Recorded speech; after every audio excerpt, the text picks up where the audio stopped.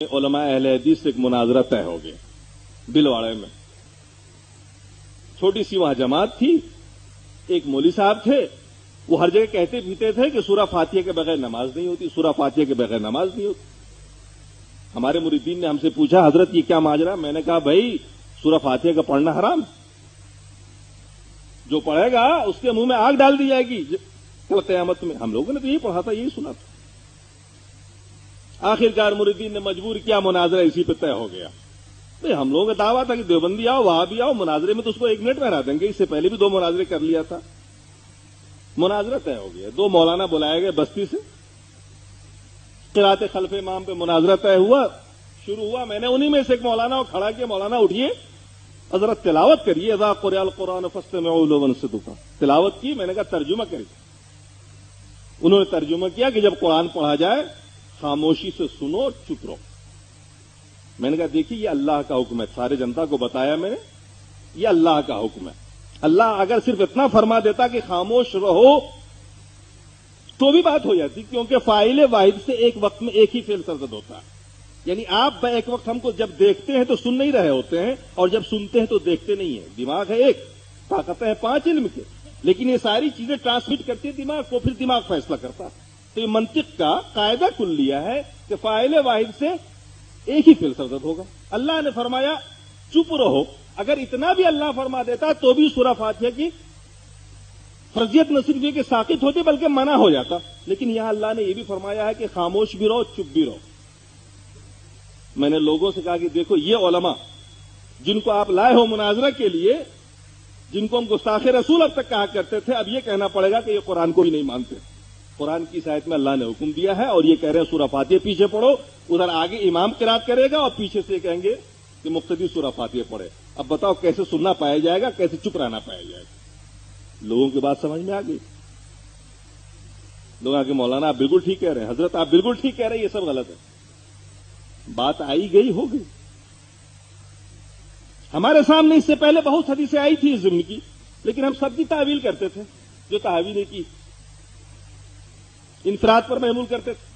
اتفاق کہیے کہ 15-20 روز کے بعد مسلم شریف پڑھاتے ہوئے ایک حدیث سامنے آئی, عبادہ ابن صامت رضی اللہ تعالیٰ عنہ سے مروی, جس میں آپ نے ارشاد آپ نماز پڑھ رہے تھے, اللہ کے رسول نماز پڑھا رہے تھے, سلام پھیرنے کے بعد اللہ کے رسول صلی اللہ علیہ وسلم نے پوچھا کہ تم میں کس نے قرات کی ہے میرے پیچھے؟ آپ نے عرض کیا عبادہ ابن صامت نے, یا رسول اللہ میں نے. اللہ کے رسول نے جواب میں ارشاد فرمایا کہ سورہ فاتحہ کے علاوہ کچھ مت پڑھا کرو, کیونکہ اس شخص کی نماز نہیں ہوگی جو سورہ فاتحہ نہیں پڑھتا. اب جب یہ حدیث میرے سامنے آئی تو میں چکر میں پڑ گیا. اب تک یہ حدیث نہیں آئی تھی, عملی تفسیر آئی آمنے سامنے آئی. اب میں سوچنے پہ مجبور ہو گیا کہ یا اللہ, قرآن کی یہ آیت اللہ کے رسول پہ نازل ہوئی, مطلب ہم نکال رہے ہیں. اگر اس کا وہی مطلب ہے جو ہم بیان کر رہے ہیں تو پھر اللہ کے رسول نے ایسا کیوں فرمایا؟ اب ہم پریشانی میں مبتلا ہو گئے. اب میں نے سوچا کہ تحقیق کرنی پڑے گی, اور میرے دماغ میں آیا کہ اب قرآن کی اس آیت کا پہلے مطلب دیکھا جائے کہ مفسروں کی نظر میں کیا ہے. ہم نے اس کے لیے اسپیشل خاموشی کے ساتھ جے پور کا سفر کیا. وہاں 11 تفسیریں اٹھا کے دیکھا. معلوم ہوا کہ یہ آیت مکی ہے اور نماز کی فرضیت سے پہلے ہی نازل ہوئی تھی. یہ والغوا فیہ کا جواب ہے. جو کفار مکہ نے مشورہ کیا, میٹنگ کی کہ جب محمد قرآن پڑھے تم لوگ شور مچاؤ, والغوا فیہ شور مچاؤ تاکہ تم کامیاب ہو جاؤ, ان کی بات دوسرے نہ سن سکے. تو اس کے جواب میں یہ آیت نازل ہوئی کہ اذا قرئ القرآن, جب قرآن پڑھا جائے خاموشی سنو, چپ رہو, ہو سکتا ہے اللہ تمہارے اوپر رحم کر دے, تمہیں ہدایت دے دے.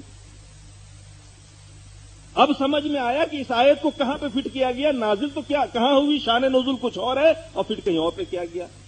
اب شرح صدر ہوا. میں نے سوچا کہ بھائی اتنی بڑی بات میں تنہا سوچ رہا ہوں, چونکہ ہمارے علماء دیوبند اور علماء بریلی, عوام دیوبند عوام بریلی بھی دونوں بھائی بھائی اس معاملے میں, دونوں ہی مقلد ہیں, ہم دونوں ہی اندھے ہیں, دونوں ہی تقلید کر رہے ہیں کھل کے. تو مجھے اطمینان نہیں ہوا. میں نے کہا نہیں, تحقیق کرنی پڑے گی, میں جرات نہیں کر سکتا بولنے کی. چنانچہ جامعہ کے 2 بڑے عالم جو شیخ الحدیث تھے, ان کو بٹھا کے اکیلے میں نے اپنی یہ ساری پریشانی رکھی ان کے سامنے. گفتگو شروع ہوئی قرات خلف امام پہ. उन लोगों ने भरपूर दिफा किया अबू हनीफा की तरफ से। मैंने कहा मौलाना ये सारी वो बातें हैं जो हम हिदाया में पढ़ाते चले आ रहे हैं, ये वो तावीलें हैं जो हम जिंदगी भर करते चले आ रहे हैं। आप कुछ ऐसी बात लाइए जिससे हमें तसल्ली हो, तशफ़ी हो जाए। लास्ट में मजबूर होकर उन्होंने कहा कि मौलाना हक तो ये है कि इस मसले में उलमाए अहले हदीस ही हक पर हैं। मैंने कहा इतनी बड़ी बात आप जानते थे और छुपाए बैठे थे अब तक? मैंने कहा हैरत है, कमाल जुर्रत है आपकी। अरे लोगों की नमाज